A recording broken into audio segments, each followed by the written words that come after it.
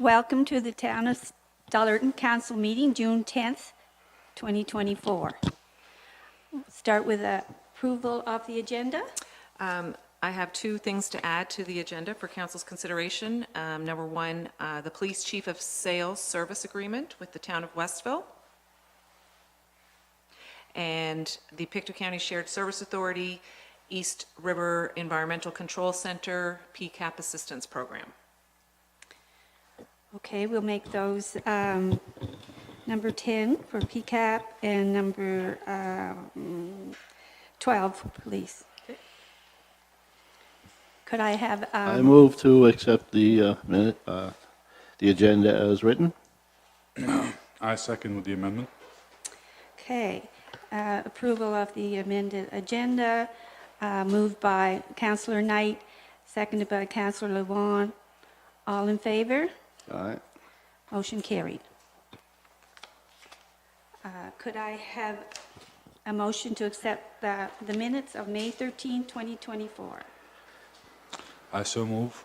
I'll second that. Approval of minutes moved by Councillor Lewan, seconded by Councillor Knight. All in favor? Aye. All right. Motion carried. Is there any business arising from the previous minutes? Yes, there's the issue of the speed limit within town.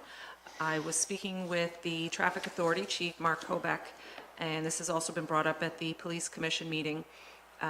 We spoke with the Provincial Traffic Authority, and there is a study, a traffic study that would be required for each different street that council wishes to have the speed limit reduced, just for council's information. So if they wish to proceed with that, they can certainly provide a list of streets that they wish to have studied, and we will proceed that way.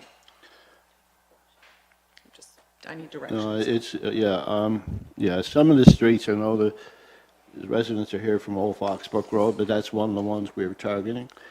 George Street was another, and River Street. Of course, they're smaller streets, Riverbank, smaller streets like that. I'd like to have studied, so that gets passed on to the police commission. Correct, and each street would require its own study. Yeah, it'd have to be studied individually. Okay, at least we'll get it in motion. Will you make that a motion, Councillor Knight? I don't know. Do we need a motion on that? For direction, yes. if you- Okay, yeah, okay, I guess I should name the streets then, shouldn't I? Please. Okay, Old Foxbrook Road, Riverbank and River, George.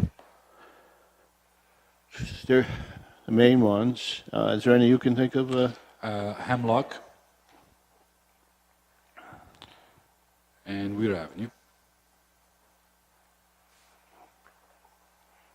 Okay, I make a motion that those streets be studied and passed on to the province to have the speed limits adjusted. I'm going to suggest a speed limit of 30. Okay, I will second that. Motion for a study of the speed limits made by Councillor Knight, seconded by Councillor Lewan. All in favor? All right. Motion carried.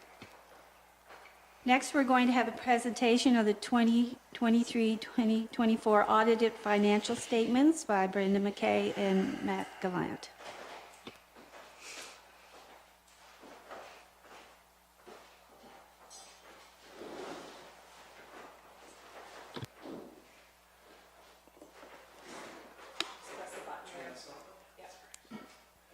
Thank you very much, and thanks to all of you for having me here today. Maybe just a quick introduction. So my name is Matt Gallant, and I'm an assurance partner with Grant Thornton out of our Halifax office, and ultimately the individual responsible for the signature that you'll see on the audit report once we approve the financial statements this year. So maybe just a couple of comments on the audit, and I'll be quick. This was a very clean audit.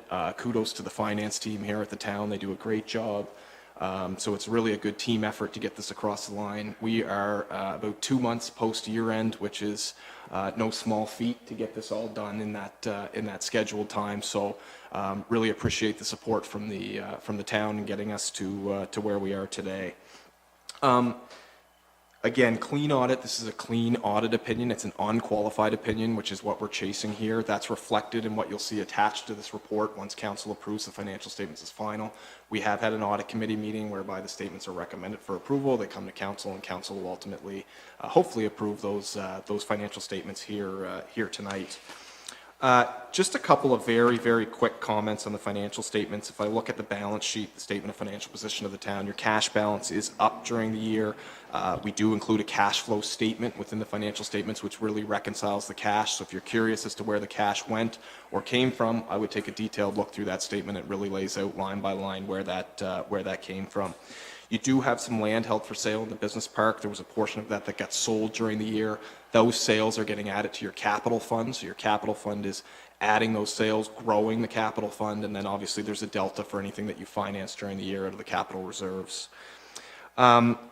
Really, outside of that, your net financial debt during the year is up slightly, so you're up from about 1.3 last year to 1.9. This is largely the result of the fact that you took on some external debt to fund capital assets. This is not a bad thing, to be honest. That kind of leaves your reserves alone. We talked a bit about some of the water main stuff that you would have seen in Calgary and what would have to come out of reserves to deal with something like that. So it is very important that you monitor those reserves, and you do have some healthy reserves here in Stellarton, but if I could give any piece of advice, it would be just continue to add to those, and to the extent that you can fund capital purchases out of operations, I would think about doing that going forward. Your accumulated surplus is changed very, very slightly during the year. It's down about $5,000, which to me says that the town has held its own in funding the operations during the year, which is great. And outside of that, you've got a pretty clean balance sheet year over year. If I think about your income statement, you were budgeting a deficit of about $600,000. That actual deficit during the year was very nominal. It was $5,313. Largely the difference between what you budgeted and what was actually realized would be tied into some higher earned interest on the cash balances. We don't necessarily budget for that each year. And then also some capital contributions for certain projects that would be flowing through that came from external parties to fund some of that.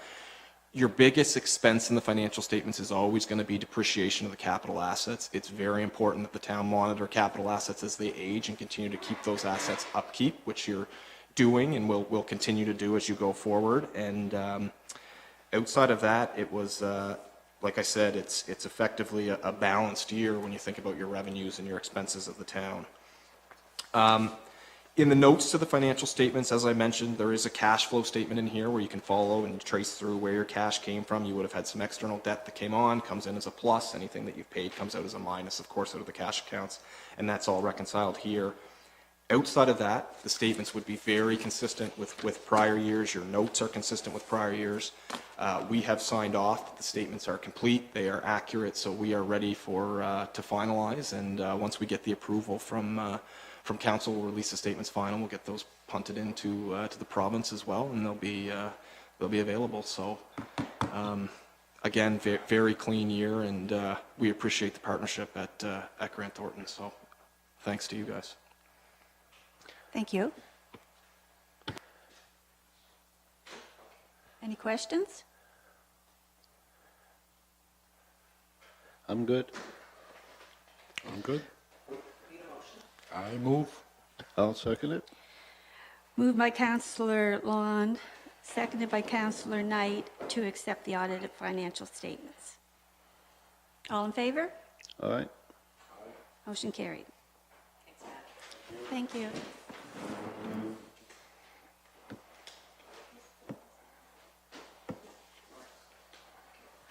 All right, I'm just going to read this little note here from the mayor, Danny McGilvery. The mayor is attending an FCM conference and was already briefed on the audit. He provided his comments. The town made a total investment in capital assets this year of $2.6 million, which includes the start of the infrastructure improvements on Claremont Avenue and a new fire truck. Once again, we are seeing the positive impact on results of operations related to the increase in interest rates. Although we are still dealing with some cleanup efforts as a result of Fiona, our major weather event this year was snow, with the snowstorms in February, which had a significant impact on the town and its residents. So that was from our mayor.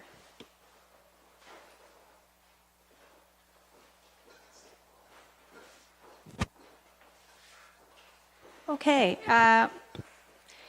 we have our reports from the Stellarton Police.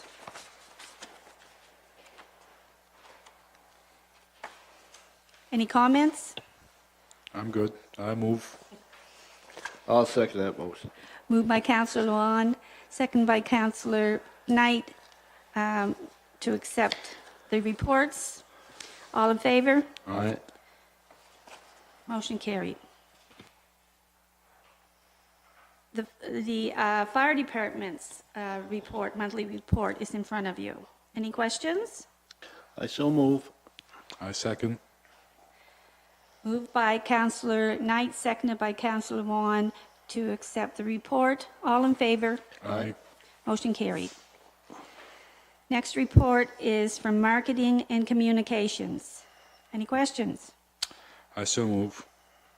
I'll second it.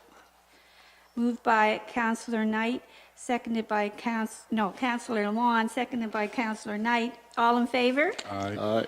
I just have a couple of comments on that before we move on.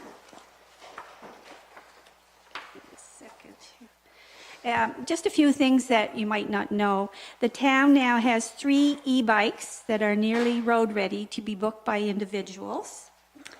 Sorry, what was that? E-bikes. E-bikes. Are they ready though? I thought in the report. They're nearly road-ready. Okay. I thought the report they're still working through the paperwork. Okay. Yes, they are looking, to find out booking forms and that, but Yes. it's good for people to know that we're going It's to have coming. those. Yeah. The annual William Davis Miners Memorial Day service is being held tomorrow, the 11th, at 11 a.m. at the Stellarton Miners Monument on Ford Street. And there, Can I interrupt you there? sure. At the Miners Memorial, if there's anybody that is physically unable of walking, the police will let them go in if they let the police know. I had a phone call from one gentleman, an old miner, and he wanted to go in, so I got a hold of the chief, and anybody that has, just let the police know, and they'll let them go in and park by the curb and partake. Okay, thank you. And the other note is homecoming is taking place from July 24th, 28th to the 28th, just a reminder. Okay, moving on. Town engineers report. Any questions? I move to accept. I second. Moved by Councillor Knight, seconded by Councillor Lamont to accept the town engineer's report. All in favor? Aye. Aye. Motion carried. Correspondence. Council's received a request from Tabitha Lane. She's an EA at Northumberland High School. She's taking the Learning Center bowling for our year-end class trip. They were unable to secure busing due to lack of funding, and she's wondering if the town can help with their transportation costs. What are your thoughts on that, Council? Couple of things. We have a policy that we require non-for-profit or any organization to apply at certain dates. I'm thinking that it wasn't, because it's just all right. And the second thing is, last time we checked, we are out of money as well For that line here, for yes. that line period. So unfortunately, I cannot make a motion on that. Yeah, I agree with Councillor Vaughan. Last year, we went and stretched it, and, every year it seems like people come in after the due date, and, the budget's not there for it. Just, it's denied, yeah.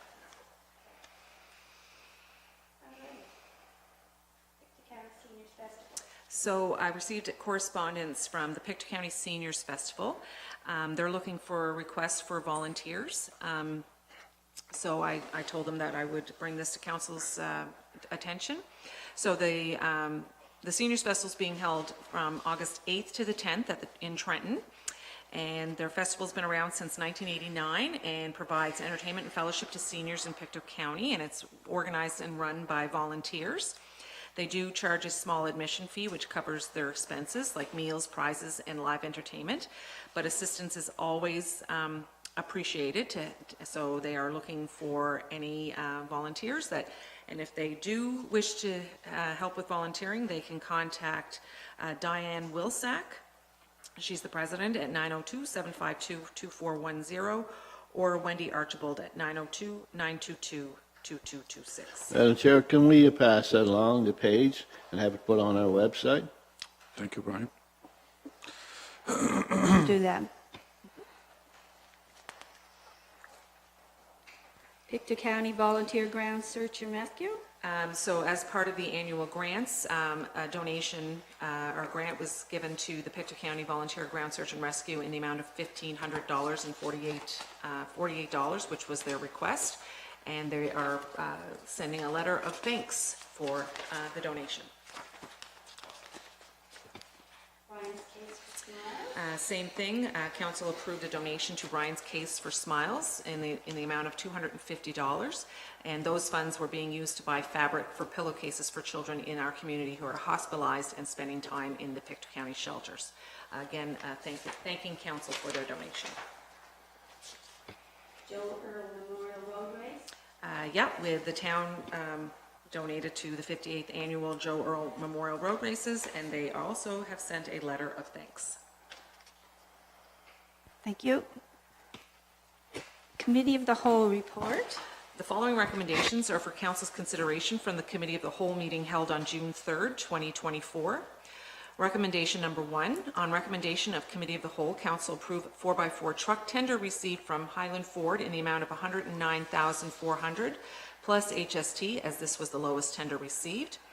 Recommendation number 2, council approved the capital paving tender received from SW Weeks in the amount of $219,296.95 plus HST, as this was the lowest tender received, and this was noted to be $36,000 more than budgeted in the capital.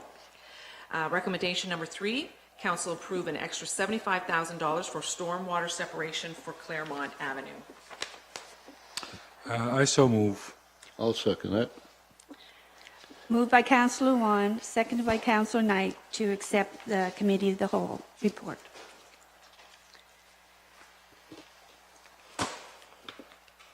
Okay, bylaw amendment noise control.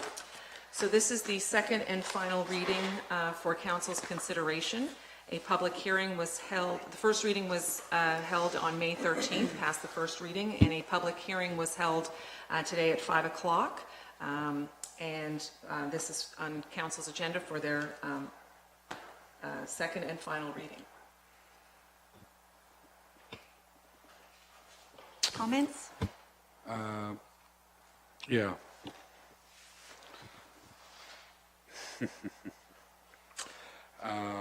I thought about this long and hard myself, and every town goes through a phase of growth, and as such it requires an update to its bylaws and laws, and this is a simple matter of evolution, in my opinion.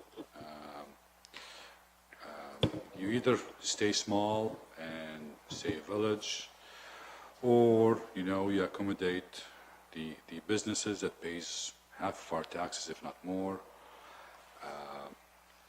and try to create a successful environment for the town.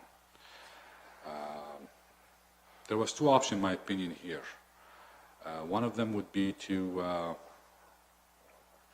have the potential of the garbage not being picked up, which would create, a garbage pileup and all the health risk that comes with it, whether it is from rodents or other unsavory smells, or to have the garbage picked up a little bit earlier than what's needed, and also at the same time there's some drawbacks from that, which is the noise and the disturbance for our residents.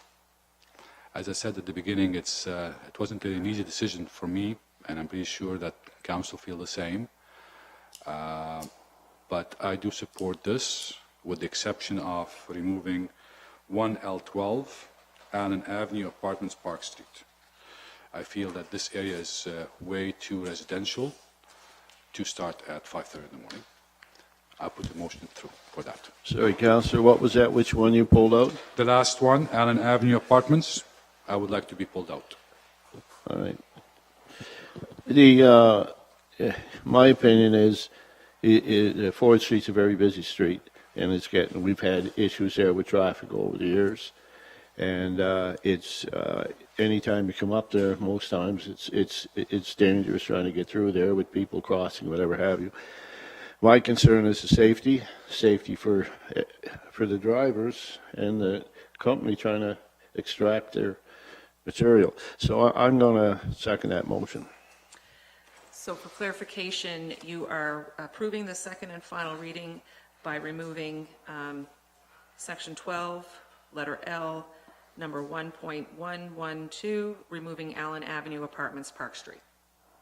That's correct. Yes. Bylaw amendment, noise control, moved by Councillor Simon Lawan, with the addition that Allen Avenue Apartments will be removed from the list for the early pickup, seconded by Councillor Brian Knight. All in favor? Aye. Aye. Motion carried.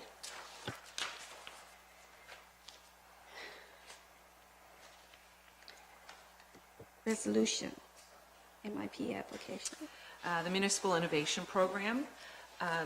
Whereas the towns of Stellarton, Pictou, Westville, and Trenton have agreed to work collaboratively on a municipal innovation program, and whereas a municipal innovation program will help each town identify opportunities for improvements that could reduce costs or operate more efficiently throughout all departments, and whereas the towns have agreed to work together by engaging a consultant to review each municipality's operations and applying a lean, continuous improvement lens, therefore, be it resolved that the Town Council for the Town of Stellarton approve applying to the Province of Nova Scotia Municipal Innovation Program.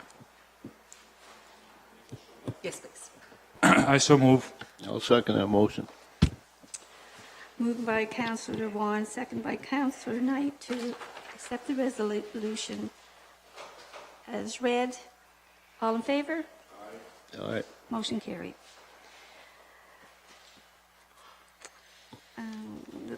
The next one will be Police Commission Citizen Representative. So there was a vacancy on the Police Commission due to a resignation of a citizen. So as per policy, it was advertised, and we have received one application from citizen Dan Guthrow, and so council has to approve that, which would go back to the Police Commission. There is a background check that would have to be performed on this citizen. So I need a approval for I'll that. make a motion to accept Dan Guthrow. And I'll speak on the question, sir. I'll second that. Yeah, I know Dan. He's a good citizen. Been in Stellarton a long time. Worked for the Power Commission. I'm not a personal friend of his, but I know him. And he applied before. Unfortunately, there was 2 applications. We could only take 1. I think you'd make a great addition to the Police Commission. Moved by Councillor Wan, second by Councillor Knight to accept the citizen as named. All in favor? All right. Motion carried.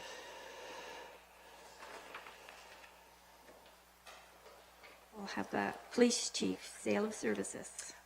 So for information, discussions have been taking place between the Town of Westville and the Town of Stellarton for the Town of Westville to purchase Chief of Police sale of service, and just want to ratify that for the public's information that beginning on July the 8th, the Town of Stellarton Chief of Police, Mark Hobeck, will be selling the service of him to the Town of Westville.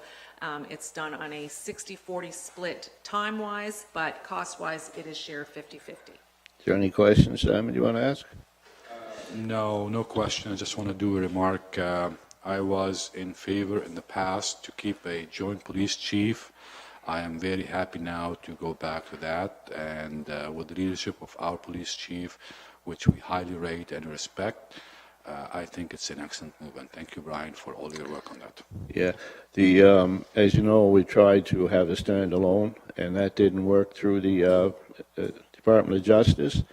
And of course, as you know, there's a review coming up here in the province. We don't know what's going to happen in 2 years, so we both agreed that we'd share the chief. And that way, by sharing the chief, we can wait off until the Department of Justice makes their decision.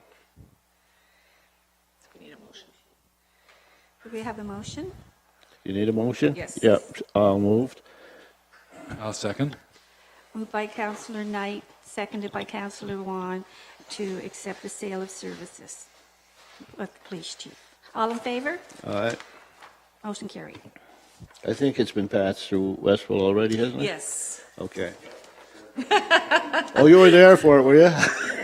You knew before we did. Yes, it is. Pictou County Shared Services. Yes, so the East River Environmental Control Center is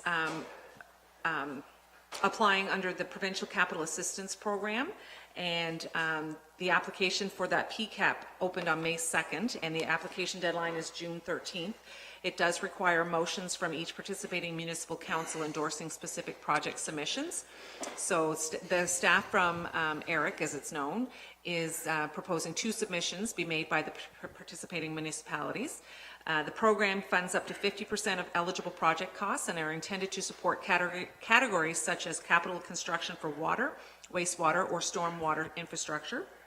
It could also include engineering design or technical studies related to these categories. Historically, the total provincial funding for this program has been less than $1 million, which is typically distributed across the region, with the most successful submissions being mid-sized capital projects. So staff from the East River Environmental Control System, or Control Center, are recommending submitting applications for the following. So number 1, they are emergency standby backup power detailed design for tender-ready drawings. That's for the wastewater treatment plant. And then the second one is the emergency power concept development study, wastewater collection system, 17 pumping stations.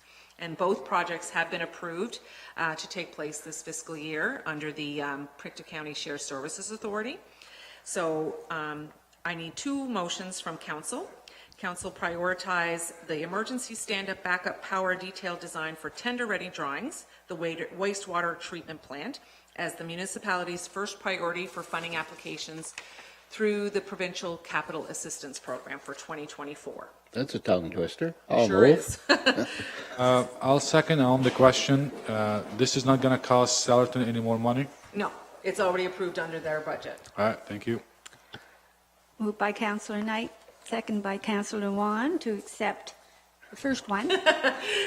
Yeah, sorry, so All in favor? Aye.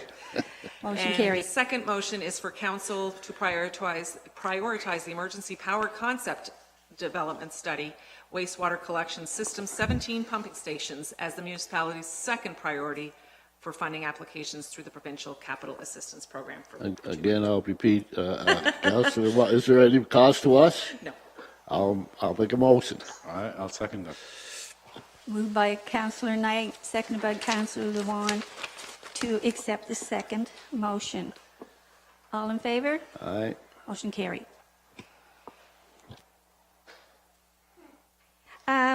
Next, we have a lady, Christine Farmer, that wanted to speak on the conditions and traffic on Old Foxbrook Road. You want to come up front here? And just press the button there.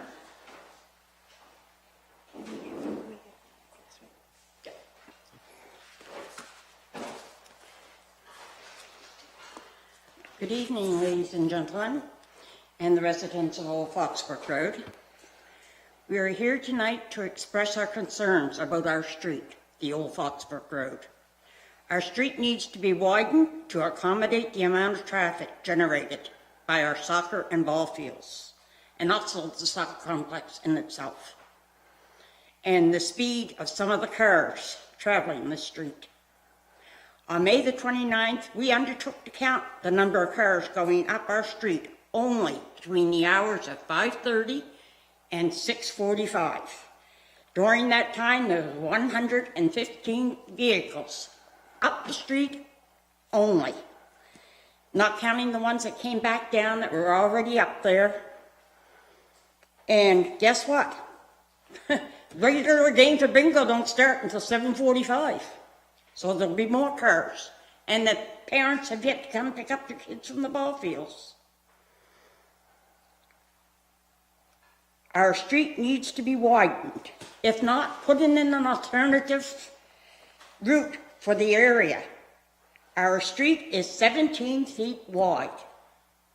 No sidewalks. When the complex has a special event, we sometimes can't even get out of our own driveways because cars are parked on both sides of our street and we get locked in till they return to remove the cars. Yes, we have no parking signs on both sides of our street. They do little good because they're not enforced or are totally ignored. Yes, the police have been up several times, but nothing done. The street is becoming downright dangerous. We have voiced our concerns to Brian Knight in the past with no results. We also would like to address the safety issue of getting out onto Arcadia Avenue.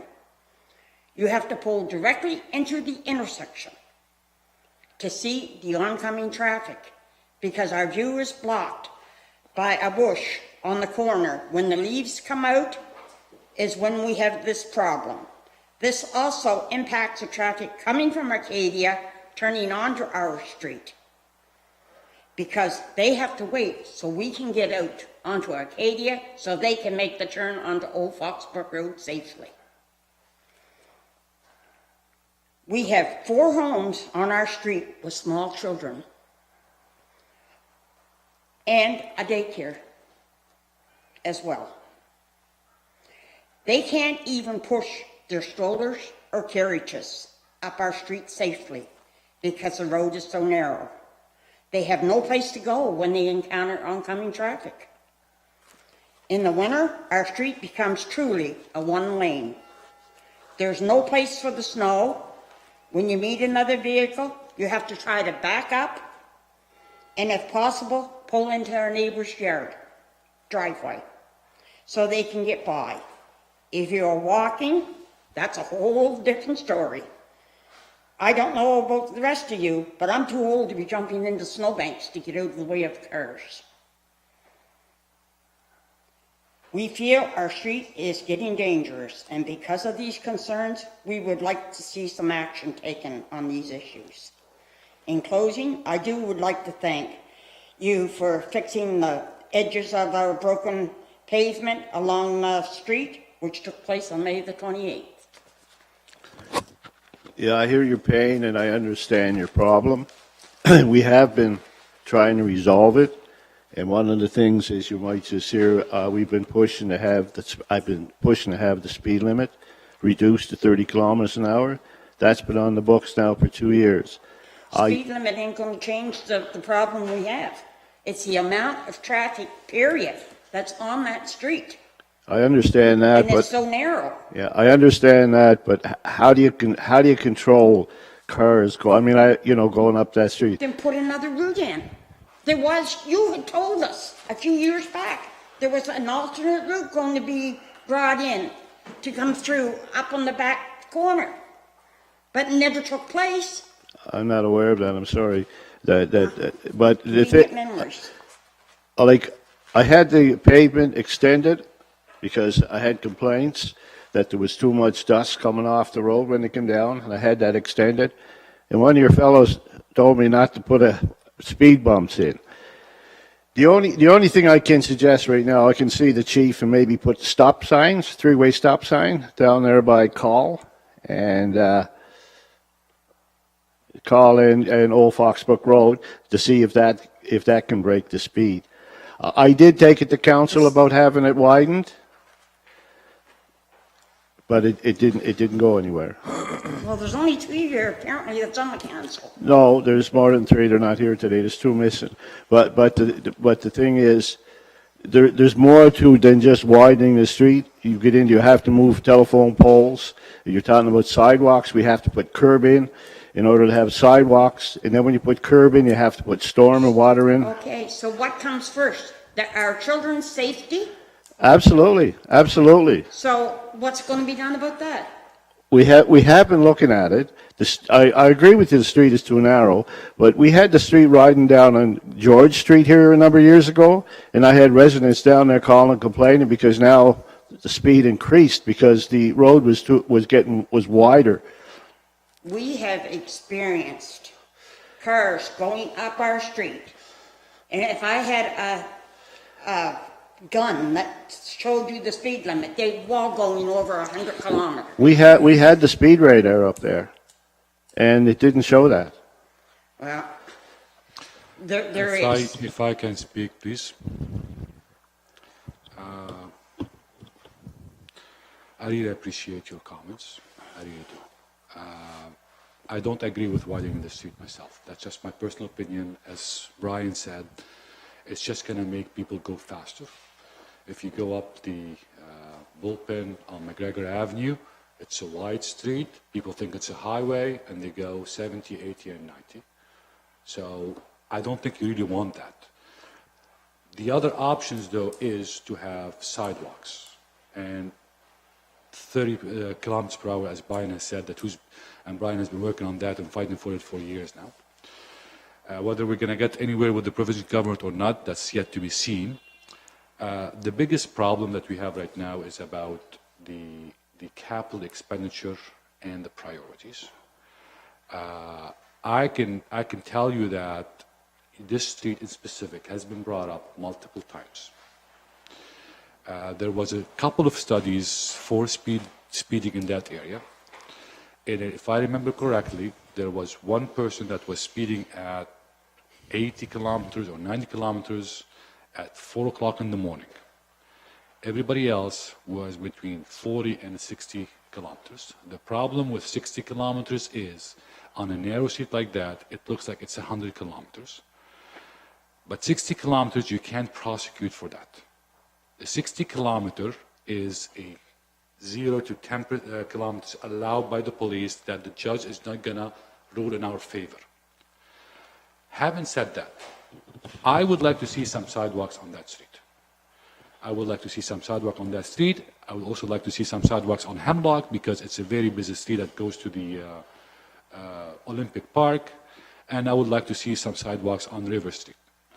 So there's a few areas. The question is, which area do you do first? And if we please you, the gentleman right behind you has been complaining about the speed in his area for 10 years, and I've been on council for 10 years. Have I been able to fix that problem for you, Jamie? I have not. So it's not that we are not working on it. It's just that we have to find the right time and right place and the right method, as Brian has said, from a speed sign and from a sidewalk that we can accommodate. We are not ignoring you. We're not ignoring Jamie. We're not ignoring the people that comes to the park on Hemlock and on the Olympic Park. But at the end of the day, you can only do so much. Now, I can promise you that I will put this on the agenda for next year for sidewalks, for your area. The question is, are we going to have the money, first of all, and is there going to be anything else that we need to do? Now, I'm only one person, there's 5 people, and we need 3 or 4 votes, 3 votes to get it passed, right? We will try, Brian and I, to work through this. I'm not promising anything. All I'm promising is that we're going to try. And that would be what I can say. So what about when they have the special events up there and we're blocked in and can't get out? You can always call the police. We have. I think, Police pulls in the Paul's yard, gets out, walks up the street, comes back, gets into their vehicle, and goes back down the road. If that is the case, then the police department that have responded will, I don't want to say more than that, there will be follow-up. If someone was parking in a non-parking zone and was blocking residents from getting out, the police have the authority of calling a tow truck. And if they weren't doing that, they will start doing that in the future. Okay. That is a fact. So, from an event perspective, yes, you have the homecoming that requires a lot of traffic. I understand that. Now, I never heard about another entry to the soccer I complex. didn't make that. We can investigate that. This is the first time I hear of it, but we can try and investigate that. If there's an opportunity, we'll try and see what we can do. Okay. Again, I can't promise anything right now. This is the first time I hear about it here. You've never contacted me. But I can tell you that Brian has brought this to our attention in the past about widening the street. I said no. Widening the street means that it's going to create more speeding. But there are other alternatives, and we are working on them. Yeah, and I was over the street the other day and took a look at it. And I took a lot of flack, if you know, from the signs that are down on Poplar and Call, when I had them put in for that reason. People got after me like that. And I know as soon as I put a stop sign in up your way, there's people going to be calling me and wanting to know why. I'll take the flack over that. If there was some way that I could slow them down, I would, and we've been investigating. And like I said, this just didn't happen tonight. I want 30 kilometers on that street, but as you heard, we're going to have to do an investigation. That's going to take time and money, whatever have you, but it will be done. And if we can get it lowered, it'll continue throughout the town. But your street has been number one on my priority. Like I said, when I spoke a while ago, and they were concerned because there was a lot of dust coming off that road, and the council agreed to have it extended up to the sports complex, so we wouldn't get that dust off it there. Every year I bring it up, but it's like Simon said, I don't know if you understand how the money comes in, but when we get major, what they call capital projects, and we don't get them all the time, we get them sometimes. So how we look at it, we look at the street, how's the sewer, how's the water, how's the street, okay? Now, right now, for example, on Kirk Street, we're putting the whole kit and caboodle in down there. And that's because, if you remember, a number of years ago, there was a bad fire down there, and they didn't have enough pressure to put it out. Well, that's important to us. When we cut into Claremont here a number of years ago, the pipe was that big because it was that corroded. But when we go to the government and we can prove, they finance 75% of the cost. So for every dollar it costs, they give us 75 cents of the dollar. So that's a capital project. We can do that. But to go up and do a street and put sidewalks and everything in, that comes out of our town money. And it's a big deal to get through. Not that I'd like to get it through. I mean, Simon's been fighting like to get a sidewalk up in Valley Woods, and he was turned down. One of the reasons was, again, going back, if you remember, we made an agreement that we wouldn't put any new sidewalks in until we replaced the old sidewalks. Another agreement, and we took a lot of flack over that, to save monies, we said if we went in and there was two on the street, we would take one out. Because in the long run, it was cheaper. You only had to plow one. You could get it done faster and cheaper. So those are some of the regulations that we've been dealing with. But Let me expand on that a little bit more, Brian, because I forgot about it.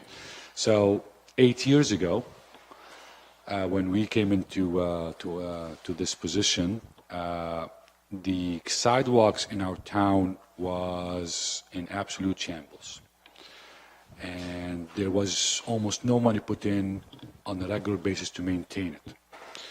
And we made a decision at that point that we can't afford to keep building sidewalks when our current sidewalks are in a disarray state. So what we decided at that point is to stop putting any new sidewalks, and anything that we are replacing, we're only replacing one side of the street. Instead of having two sidewalks, we only have one sidewalk, so that we can save money on future fixing of that sidewalk, but we'll still have one sidewalk. Since then, we have been able to fix a lot of the sidewalks, and we have been able to fix a lot of our infrastructure and a lot of our road. So going forward, we should be able to try and focus on those areas like your street and like other cities that are very busy, to put some sidewalk. And believe me, you think that sidewalk, small street, will cost over $500,000. It's not cheap. So it's not like we are cheaping out on $50,000 or $30,000. So let me see if I can take it to the chief and the police commission and see if we can get a stop sign down there. I'll absorb that grief from people that come back on me. Well, we'll get a stop sign. And like Simon said, the problem with it is, if the police go up there and set the radar, the provincial government gives them a 50-kilometer buffer.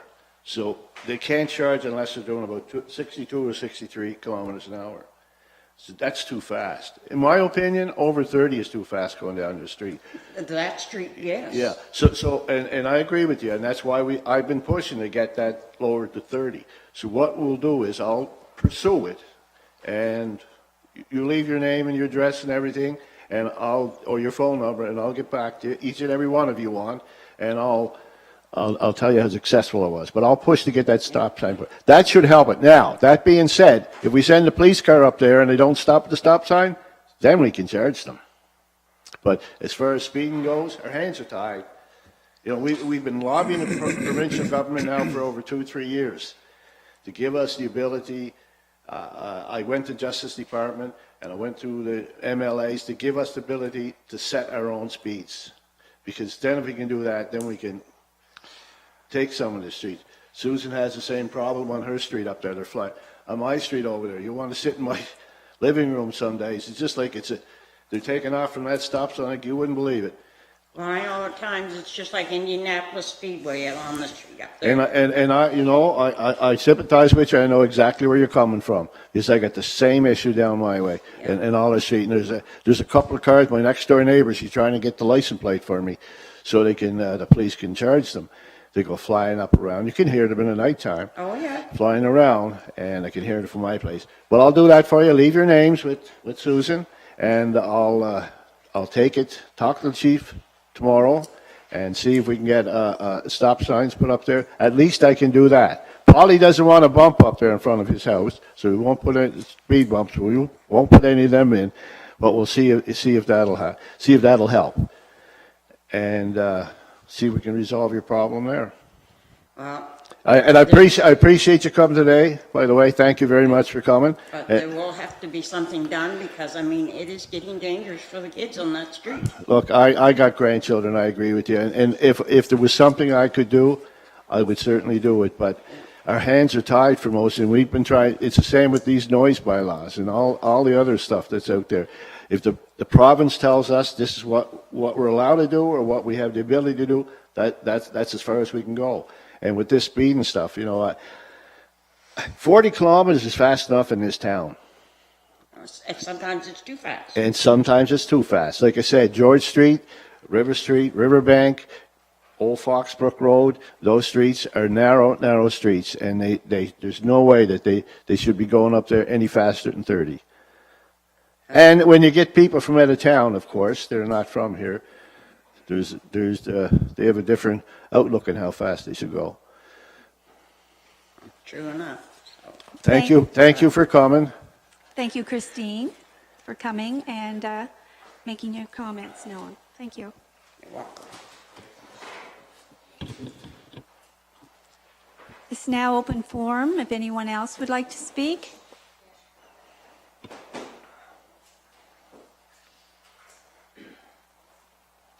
Yeah. Come to the mic there, please, Polly. Paul Gerald on Foxbrook Road. I was just wondering about the Bay Mason Sorry? Road up at the other end of the soccer complexes. There's a road started Yeah. in there, Yeah, that was Bay Mason Way. Yeah, that was started a number of years ago, and from what I can gather or understand now, I know there was talks about bringing that road across to hook into Foxbrook. That's what it's supposed to But that wasn't us. That was talks before we got involved in it. And I did ask about that, but the problem is, you know, excuse me, but you're damned if you do and you're damned if you don't, because no matter what you do, there's going to be something. Then we're going to have people on the other end hollering and screaming about the traffic, coming that way. So when they built the soccer complex, maybe it should have been built somewhere else where it would have been easier getting in and out. But Well, there should be another way out of it. yeah, Too. Like there's yeah. only one exit in, one exit out. That could be something that we could possibly look at down the I'm road. just saying that's an alternative. Yeah, no, I agree with you, and we did look at that, and if I remember correctly, asking the engineer, there's something about, it's expensive, but the other issue there is a boggy area, and I'll be honest with you, Paulie, I forget what the answer was, but that's what I remember as being the issues there, but there's other things took priority over it, and the infrastructure in this town, like Councillor Wan said, was in bad shape. I mean, replacing sewer lines and water lines. Water lines are in real bad shape. Yeah. So how we do things, so is all our roads are color coded. So what happens is, like I said, they take into account sewer, water, and streets. And the three of them are taken into color code. Red is the worst, yellow is second, and green is good. So when they move into the red, they're the ones that get top priority. And the reason for that, it was before we come here, but the reason for that is to keep it non-political. So you're not favoring some areas. So when I it's, understand that part of it, but I'm just saying like that Bay Mason yeah, Bay Mason Way would be an alternative, yeah. is an alternative. Yeah. And, it should be looked at Yeah. as alleviating some of the traffic. Can we put, Susan, can we put that on there and talk to Blaine about it? Now, I'm not promising anything, No, but, yeah, no, but saying it's another it's one that's partially in there, yeah. Now, there's no sewer or water or anything under there. They just put it in and put a road. But it was put in so they could get access to the other end of the soccer field. That's what I was told. And then somebody had an idea, well, why don't we put it right through? Well, originally we were told it was supposed to go. That could have been, but it was nothing that we discussed since we've been on council. Okay. Yeah, Well, but, it was before your time on council. I Yeah. agree with that. Yeah. But it was put in, it was supposed to go through to the opposite end Yeah. of soccer fields Yeah. to alleviate some of the traffic going out. well, we can bring that back to council and we can investigate, like I said, and see that it can be another route. But again, I don't make promises like Simon said, but if I will promise we'll look into it. And you got my phone number, you got my email, at any time, feel free to give me a shout. All right. Thank you. Next council meeting will be Monday, July the 8th at 5:30. Could I have someone adjourn, please? Oh, go ahead, Simon. Well, Gary's not here. in the absence of Council Pence, I will make the honor of adjournment, please. Meeting adjourned by Councillor Lamont. Thank you. Thank you.